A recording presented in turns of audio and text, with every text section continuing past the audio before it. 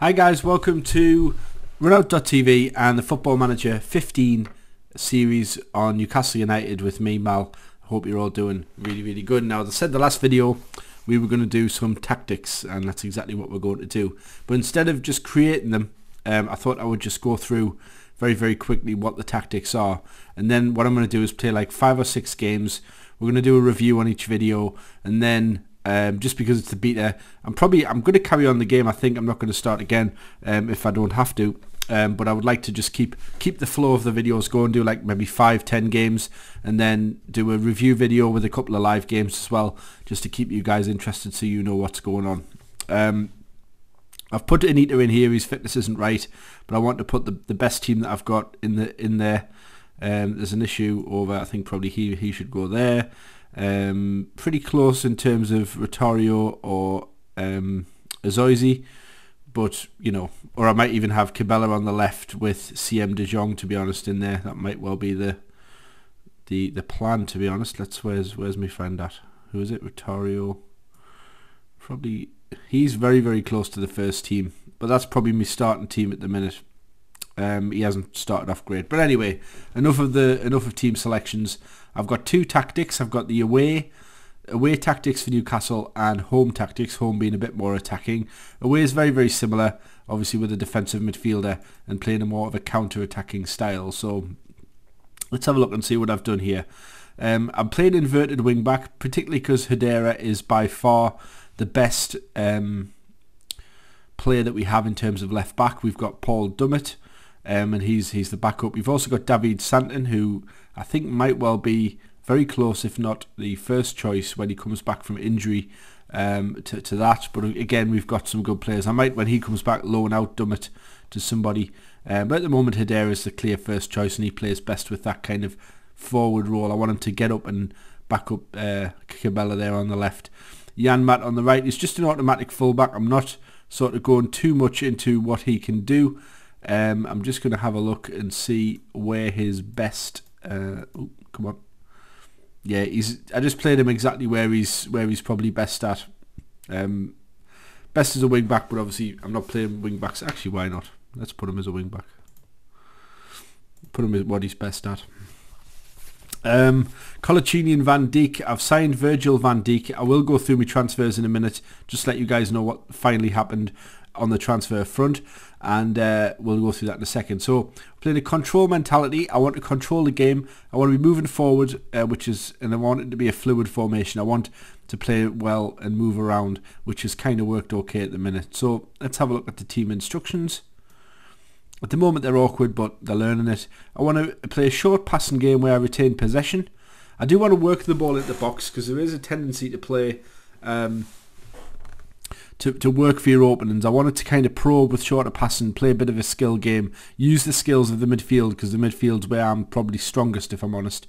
I want to exploit the flanks. Obertan and Cabela on the wings there. Obertan's couple of games I've played, he's actually really good. He's actually playing really well, so I'm really happy with him. I was initially thinking I need to go out and buy a right winger, and I've got Rotario just coming through, very good young player. There's a bit of rotation, but actually Obertan has been, you know, the class moves have come from him in the first couple of games. I want to play a lower tempo. That's mainly for Van Dijk's purposes, because he was getting a bit struggling. So I'm playing a low tempo. I'm at home. I'm controlling the game, nice and steady, expressively creative, and I want to prevent short goalkeeper distribution. I want to put them under pressure, kind of a sort of almost like a vice type tactic, where I'm just trying to, you know, stay in control of the game and obviously creating chances from that. I do think I haven't got what I would call a class forward.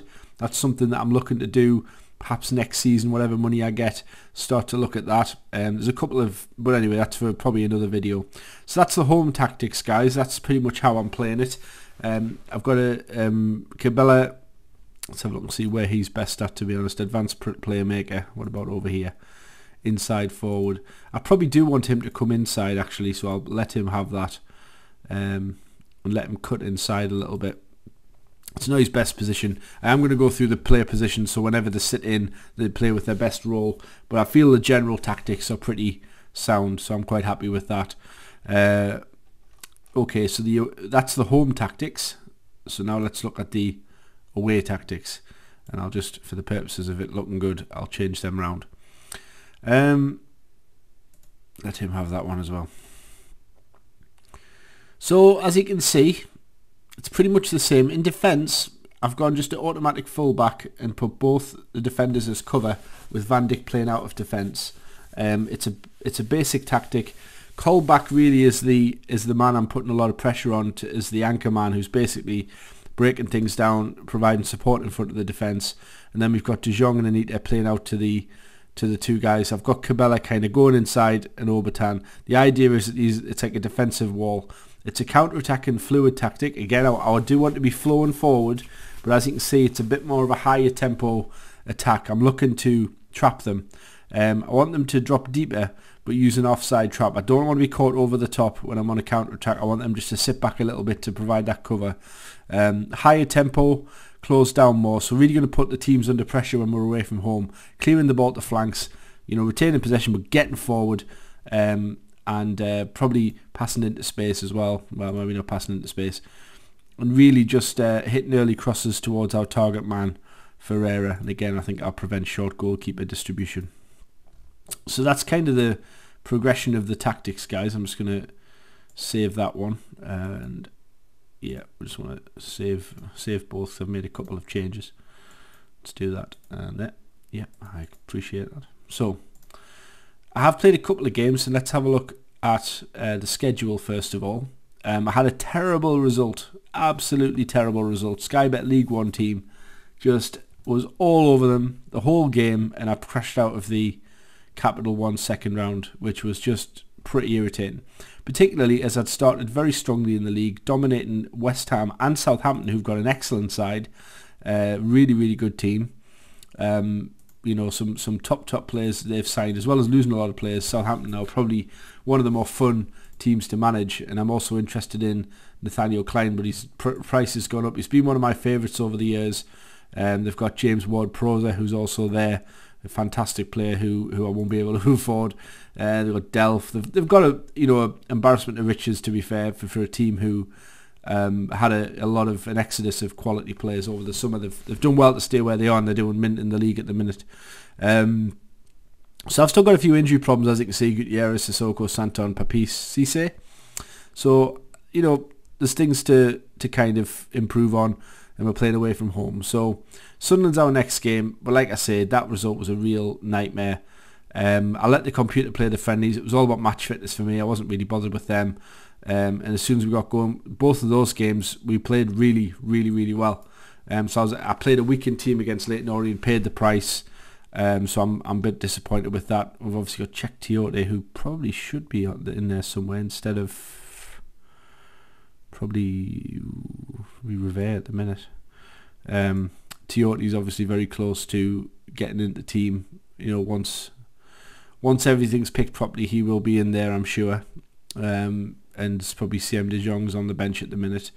So that is where we are at the minute, guys, with tactics and so on and so forth. So it's going to be quite a short video, just to head back into there. That's basically the style that we're playing, and we are going to play Sunderland next. So we're just going to pick the team for this game. Probably just go, usually what I do is go quick pick, and that gets the fit players in, and then you can start to have a look at whether there's anything else needs to be done.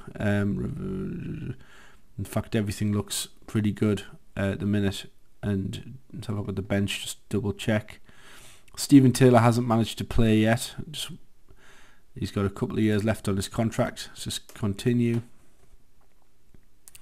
And basically everything is, we're getting some more money. That's always nice. So the kind of the position I'd like to improve is this one, is our striker.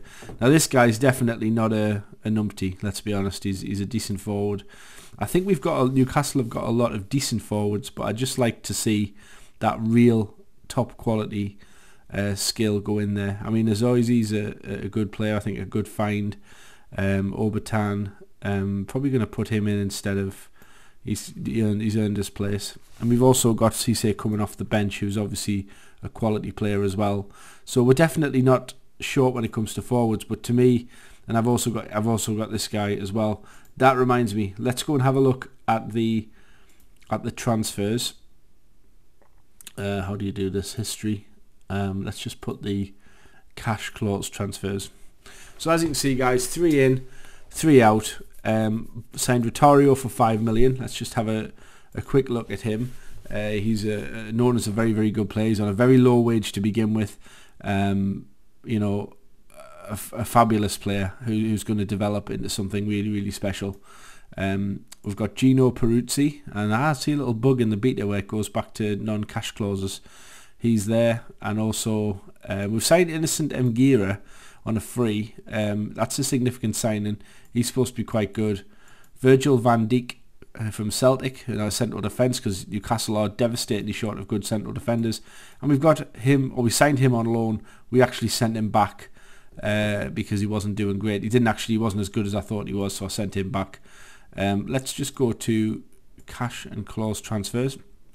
Williamson to Crystal Palace for 2.2 million, and Gouffran, who I'm not a fan of at all, even in real life, to CSK Moscow for 8.5 million, and I got that straight out. I probably could have got more for him than that, so I should have maybe gone for more.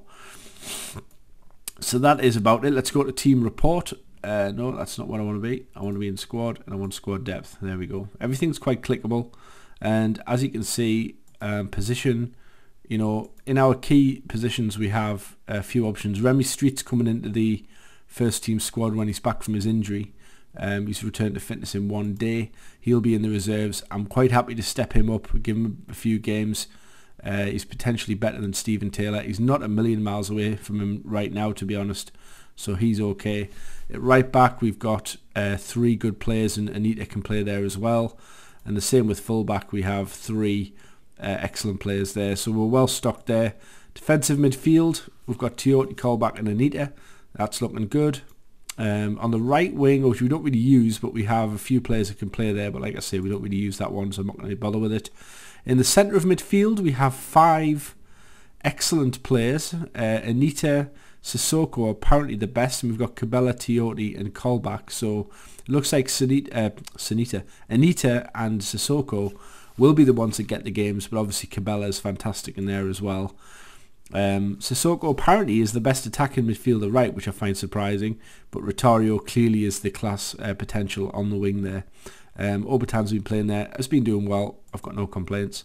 Cabela's our top attacking central midfielder, which kind of makes me think I should have him there anyway, but look at this, there's a potential to be even better than Cabela there, so he's worth playing a few games or coming off the bench if he gets a chance.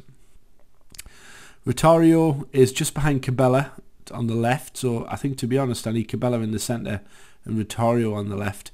No one has massive ability on the attacking wings, so I'm kind of living with it a little bit, but obviously Rotario is probably the player to put there to get better and better. Ferreira is easily our best striker, potential ability up there, but just bear in mind, if we happen to lose him as he's on loan, we've probably got Azoizi, Cisse and Revere there. However, no one's really sticking out. I think Newcastle need that amazing striker. That's how we win over the years, and that's how we stay involved. But there you go. We've got who's it? Oh yeah, playing defensive midfielder. Tiote will go in the middle and Cabela into centre. So that's pretty much the team that we're going to be using, guys. So wish me luck. We're currently, incredibly, we are 5th in the Premier Division after 2 games, but we're there or thereabouts. Hopefully we can keep up the good work, and I will see you guys on the next video. Get subscribed. Just a quick word at the end, there was about 40 to 50 people at the time of me getting up this morning that watched the video from yesterday. I know it's not, you know, thousands of videos like some of the other YouTubers get, but I'm really pleased with that, guys. Thank you very much for watching. You know, just to know that anyone seeing what I'm doing is good fun, and I hope you guys enjoy the series and stay tuned. So thanks for watching, guys, and I'll see you next time.